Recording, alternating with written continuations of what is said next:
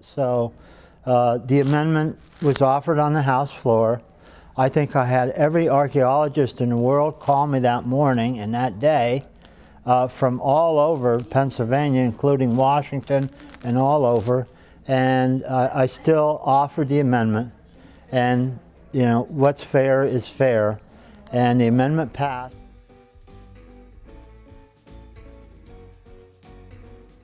When the Ridge administration came in, the bill sailed through the legislature and was signed by the governor, and it was one of the first bills, I believe, of his term, and the funding was not included in the program. So for the first time in many years, there was a Republican governor, a Republican House, and a Republican Senate, and so some legislation could get passed that in previous administrations wouldn't have been proposed or wouldn't have gotten support. The fact is, there was not very much legislative support for archaeology in the legislature because it was seen as a somewhat of a peripheral issue. I think everyone recognized that this was not an ideal solution because the archaeology would be compressed into a tight time frame even with a generous fund. It would be hard to be able to field a team to do this kind of archaeology under such constrained conditions.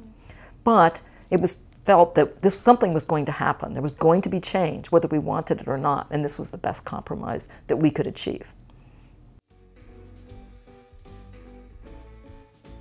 I would say between the Pennsylvania Historic Commission and my office and both caucuses, we looked at the wording very much so to redefine it so it would be more of a compromised amendment, but it still had the same effect, yes. But we tried to make it as fairly as we possibly could. Certainly open to that. Hmm? We're certainly open to fairness. Oh yeah, yeah. I mean, we saw Act 70 for what it was. It was just an attempt to kill off archaeology in Pennsylvania. In 100 years, people will say, how the hell could they do this? How could they make sure that huge chunks of their past were obliterated permanently? And you can be sure that that is going to happen. Maybe not in your or my lifetime, but it will happen. Somebody's going to say, this is criminal. After losing the battle against Act 70, the archaeologists had to adapt. In order to deal with its new archaeological responsibilities, the PHMC created the Commonwealth Archaeology Program, or CAP.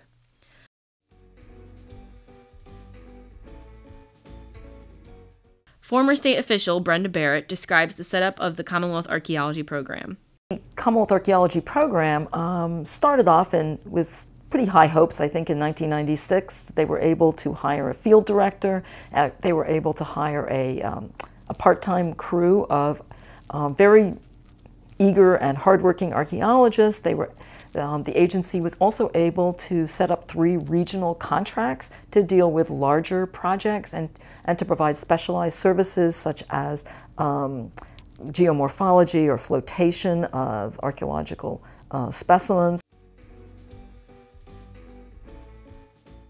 And then the in-house staff, which was 2 or 3 young technicians, and Jim and myself would go out on smaller projects, and we really had to do a lot of triage. We had to really only go to the projects that looked like they were going to have large and complicated archaeological sites.